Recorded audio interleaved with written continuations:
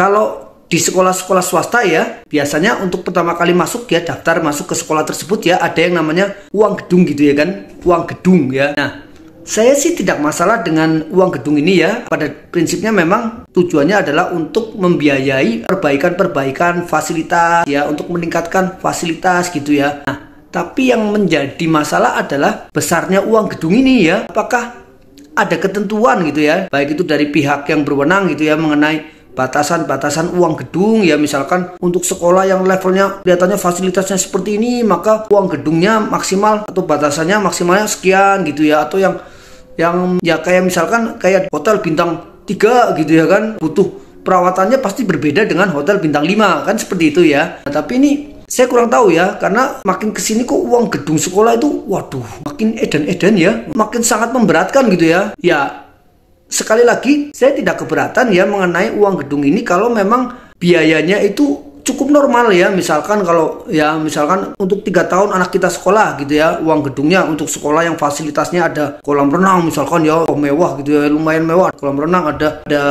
lapangan tenis misalkan ya. Kalau 3 tahun misalkan nih, ambillah uang gedung satu anaknya dikenakan misalkan 20 juta, itu masih lah ya, masih tak ya, walaupun sih itu sebenarnya menurut saya kan ini dibebankannya kan kepada ratusan anak ya, ratusan anak baru ya.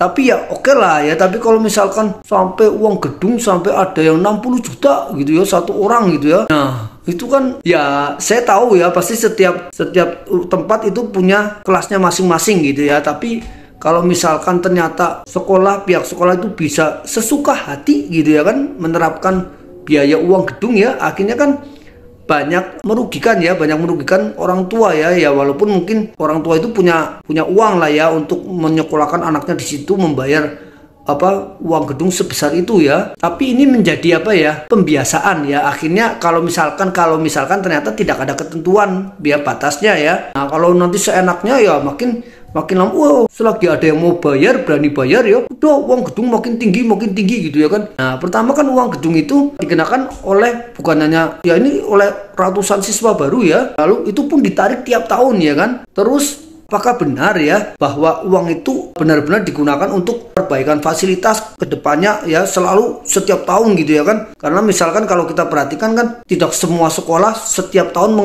mengecat temboknya, tidak semua sekolah setiap tahun itu mengganti kursi dan mejanya gitu ya kan. Tidak semua sekolah yang memperbaiki semua atau menambah fasilitas labnya gitu ya. Padahal uang gedung, ini kita bicara sekolah swasta ya, uang gedung itu tiap tahun ada ya, bahkan mungkin tiap tahun bisa meningkat gitu ya. Nah, ini yang mungkin bagi yang tahu lah ya tentang uang gedung ini ya, uang gedung di sekolah-sekolah swasta ya yang saya bicarakan ya. Ini gimana ini ya? Tulis di kolom komentar ya.